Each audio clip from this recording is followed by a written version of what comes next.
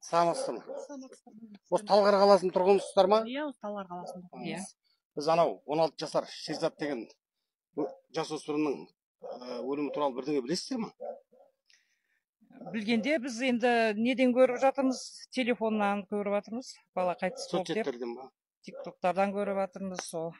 Сол отырмыз ғой енді желіде сол не болып жатыр деп сол арқылы білеміз. Осы Талғар қаласының тұрғынысыздар, иә? Иә, Ал Талғар қаласының ішінде енді мынау әйелдердің әңгімесі дейді ғой, ондай бір қалай болды, не болды, ол туралы. Әйелдердің әңгімесі болғанда сол телефоннан ғана біліп отырмыз. Ал бұрын соңды ондай жағдайларды естіп, неған емес. Бұны осындай өлтіріп қойды деп жатыр. Жоқ, біз қолдамаймыз. Нақты өлтірген адамдар жазасын алсын. Анаға да қиын.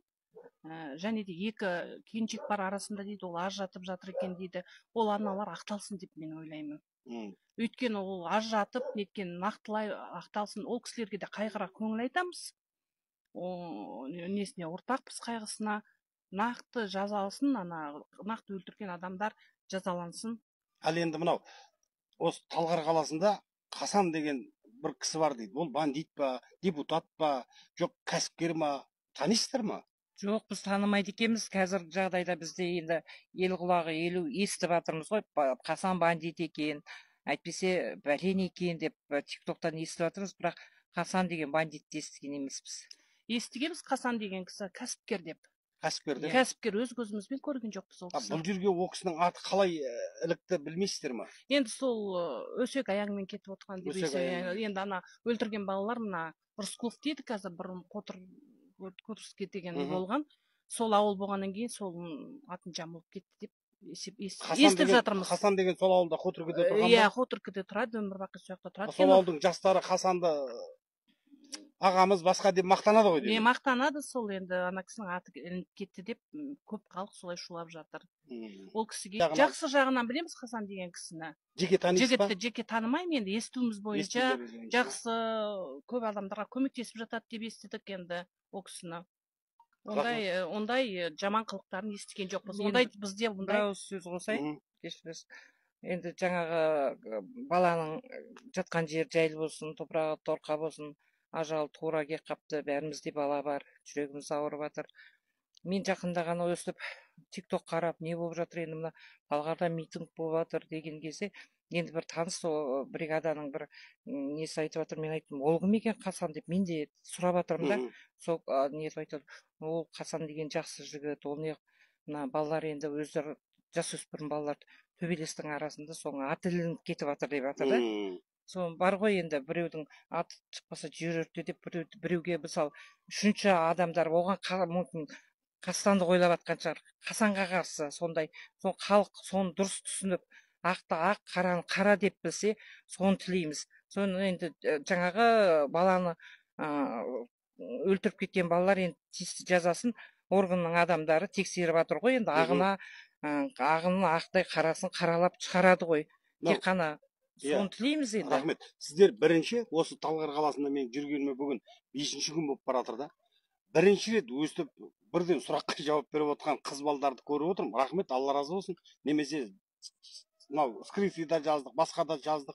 Рахмет, Алла разы болсын. Ауызбіршілік болсын елде. Жақсы. Енді біз соны енді бізде адам баласымыз ғой. Мысалы неше күн болды халық дүрлігіп жатыр. Қазір соғыс болып кетпесін. Қазір титтай бір нәрседен, титтай неден от шығып, бүткіл халық та зардап шегіп жатыр ғой. Сондай даудан сақтасын. Еліміз тыныш болып, халқымыз тыныш болса, бізге бейбітшілік заман керек қой. Үркіп отырғаны ойбай қай жерде не болып қалады деп. Мынандай бандит деген бар ма? Естігесіздер ме? Естімедік. 30 жылда, 32 жыл тұрамын мен осы жерде. Бандит біреу енді өлтіріп кетіпті дегенде болмады енді. Жоқ, бар ғой төбелес, кішігірім төбелестер болып жатыр. Естиміз, ол жігіттердің арасында болып. Бандит дегенде естімедік. Рахмет. Күнде жүреміз жұмыс бабымен. Алматыдан 11-12-де келем мен. Тыныш енді. Білмеймін, бандит көрмедім. Тыныш болған. Біздің, тем более біздің районымызда тыныш район. Енді барса... Қай район? Инкубатор район. Инкубатор? Иә, тыныш, жақсы район. Ондай естімедік. Рахмет сіздерге. Жақсы сіздерге. Талғарда осы жерде тумассыңдар ма? Хасан деген мафия бар дейді, рас па? Жаңа үлкен кісілерден сұрап жатсақ, ол бизнесмен, ол жатыр ғой. Сіздер қалай ойлайсыздар? Жастарсыздар ғой, сіздер білесіздер ғой. Сіздер ше қыздар?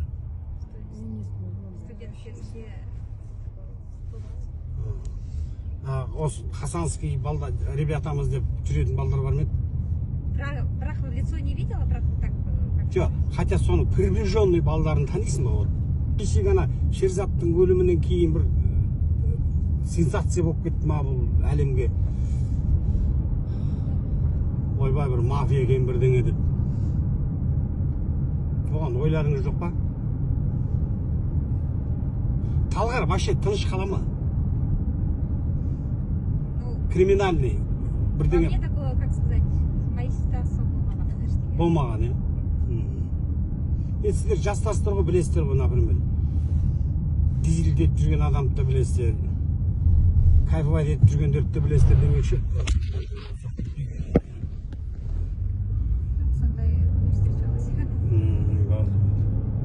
Аттан басқа қай жерге барасыңдар, айта беріңдер.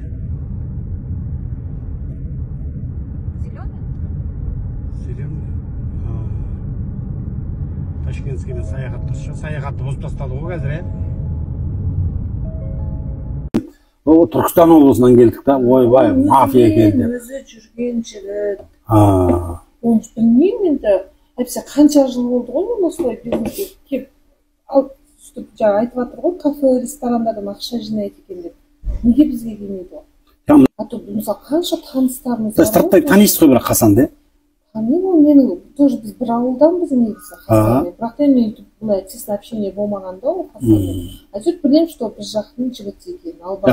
Хуторг, е? Жоқ, кигендікі ғой. Кигендікі ма? Албан жігіт, оны уже ұйғыр деп шығарып атты. Қанша мысалы мен таныстарым бәрі осындай бизнесмендер. Неге олардан сұрамайды салақшы? Неге олардан шөп жоқ? Онда жоқ Талғарда, е? Может енді бір крупный жерлерде бар болса бар шығар, ол бірақ та. Енді сіздің мынауыңыз крупный ғой, кафеңіз бар, баняңыз бар, басқаңыз бар. Кесе вот, например. Үлкен бизнес қой, е? Видеолар тарап жатыр. Действительно, например, сондай болса, халық қалғанса, аяқта шулайтын еді ғой. Хасан бізге маза бермей жатыр. Иә. Мысалы, маған келіп, менен ақша сұрап счетчик қойса, мен шулайтын едім. Иә. Мен не үшін оған ақша төлеймін? Депші?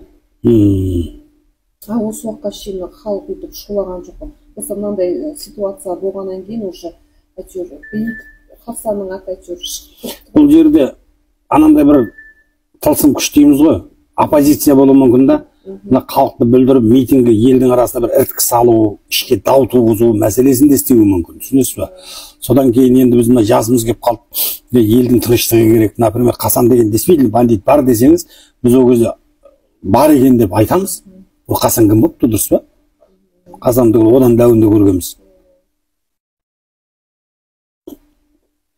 Таңырқайтын жағдай енді білмеймін мен.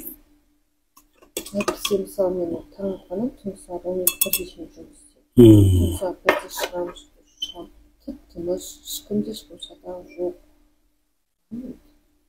Былай өзім Хасанды бетпе-бет көрмеппін. Ол даже если сондай адам болса, ол даже өзі келмесе бір адамдарды біздерге жіберетін еді ғой. Иә. Ондай біз вообще білмеймін, ондай случай болмағанда. Ондай случай жоқ дейсіз ғой, иә? Ондай случай жоқ.